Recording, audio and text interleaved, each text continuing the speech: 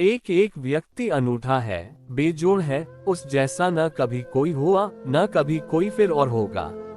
इस बात को जितनी गहराई से समझ ले उतना साधना में सहायता मिलेगी। तब नकल का तो कोई उपाय नहीं है, तब दूसरे का अनुसरण करना संभव नहीं है, अनुयायी बनने की सुविधा ही नहीं है। तुम जैसे हो और तुम्हें अपना रास्ता खुद ही खोजना होगा। सहारे मिल सकते हैं, सुझाव मिल सकते हैं, आदेश नहीं। दूसरे की समझ के प्रकाश से तुम अपनी समझ को जगा सकते हो, लेकिन दूसरे के जीवन को ढांचा मानकर अपने को ढाला की मुक्ति तो दूर, जीवित भी तुम न रह जाओगे। तब तुम एक मुर्दे की भांति होोगे, एक अनुकृति जिसकी आत्मा खो गई है।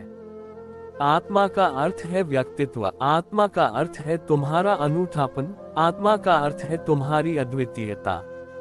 इसमें कुछ अहंकार मत समझना, क्योंकि जैसे तुम अद्वितीय हो वैसे ही सभी अद्वितीय हैं। अद्वितीयता सामान्य घटना है, यह कोई विशेष बात नहीं। यह समझना मत अपने मन में कि मैं बेजोड़ हूँ। तुम ही बेजोड़ नहीं हो, सभी बेजोड़ हैं। राह के किनारे पड़ा एक छोटा सा कंकड़ भी बेजोड़ है। वृक्षों में लगे करोड़ों पत्ते हैं, एक एक पत्ता बेजोड़ है। तुम उस जैसा पत्ता दूसरा न खोज सकोगे। बेजोड़ता अस्तित्व का ढंग है। यहाँ सभी कुछ अनूठा है, होना ही चाहिए, क्योंकि यहाँ पत्ते पत्ते पर परमात्मा का हस्ताक्षर है। उसका बनाया हुआ बेजोड़ होगा ही। तुम्हें भी वही बनाता, बुद्ध, कृष्ण, लात्से को भी वही बनाता, कंकड़ पत्थरों को भी वही बनाता। सभी पर उसी के निशान हैं, और जो उसके हाथ में पड़ गया वह नकल थोड़े ही हो सकता है। जो उस मूल स्रोत से आता है वह उस मूल स्रोत की अद्वितीयता को अपने साथ लाता है। तुम अद्वितीय हो क्योंकि परमात्मा अद्वितीय है। तुम उससे ही आते हो, तुम उससे भिन्न नहीं हो सकते। और तुम्हें अगर कुछ होना है तो बस अपने ही जैसा होना है। कोई दूसरा न तो आदर्श है, न कोई दूसरा तुम्हारे लिए नियम है, न तो कोई दूसरा तुम्हारा अनुशासन है। तुम्हारा बोध, तुम्हारी समझ, तुम्हारे अपने जीवन की भीतर की ज्योति को ही बढ़ाना है। सहारा लो, साथ लो, जो पहुंच गए हैं उनसे स्वाद लो, जो पहुंच गए हैं उनको गौर से देखो, पहचानो, पर नकल मत करो, अनुसरण मत करो। अनुयायी भूल कर मत बनना।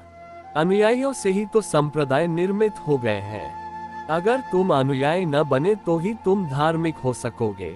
अनुयायी बनने का अर्थ यह है कि तुमने समझ को तो ताक पर रख दिया, अब तुम अंधे की तरह पीछे चल पड़े। अब तुमने किसी और के जीवन को अपने ऊपर ओढ़ लिया। अब तुमने अपनी आत्मा को तो दबाया और किसी और के होने के धन को अपने ऊपर बिठा लिया जबरदस्ती। जबरदस्ती जरूरी है क्योंकि दूसरे का धन दूसरे का धन है। तुम्हें पता है अगर दूसरे का खून भी तुम्हें दिया जाए तो वह भी तुम्हारे टाइप का ही होना चाहिए, नहीं तो शरीर उसे भी फेंक देता है। तुम्हें पता है कि अगर तुम्हारे पैर पर घाव हो जाए और चमड़ी लगानी हो तो तुम्हारे ही हाथ की या शरीर की चमड़ी निकालनी पड़ती है। किसी दूसरे की चमड़ी तुम लगा दो, वह लगेगी नहीं, शरीर उसे इनकार कर देगा। जब शरीर तक इतना चुनाव करता है तो आत्मा का तो कहना ही क्या। जब शरीर तक पहचान रखता है कि जो अपने जैसा है, जो मेरा ही है, उसी को स्वीकार करूंगा, अंगीकार करूंगा, तो आत्मा की तो अपेक्षा बहुत बड़ी है, आत्यंतिक है। तुम समझना, सीखना, देखना, स्वाद लेना। उसी स्वाद, समझ और सीखने से तुम्हारी अपनी अंतर्ज्योति जगने लगेगी। उस अंतर्ज्योति के प्रकाश में ही तुम पहुंच सकोगे। दूसरे का प्रकाश न कभी किसी को ले गया है, न ले जा सकता है। वह दूसरे का है, वह कितना ही प्रकाशित मालूम पड़े, उससे अंधकार नहीं मिटेगा। यह बात समझ में आ जाए तो फिर मैं जो बहुत सी बातें कह रहा हूँ वे तुम्हारे सामने साफ हो जाएंगी। हालांकि तुमने बहुत चाहा होगा कि कोई सुगमता से सूत्र दे दे, बता दे कि यह करो। तुम इतने काहिल, सुस्त, आलसी हो कि तुम जीने के संबंध में भी किसी दूसरे की लीक पर चलना पसंद करोगे। कौन झंझट में पड़े सोचने के। विचार का उपद्रव कौन ले, इतना भी बुद्धि को कौन लगाए। कोई बता दे मार्ग, हम चल पड़े।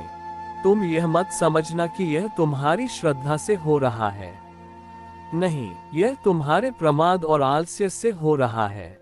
तुम चाहते हो कोई हमें झंझट से बचा दे, सोचने की, विचारने की, साधना की, ध्यान की।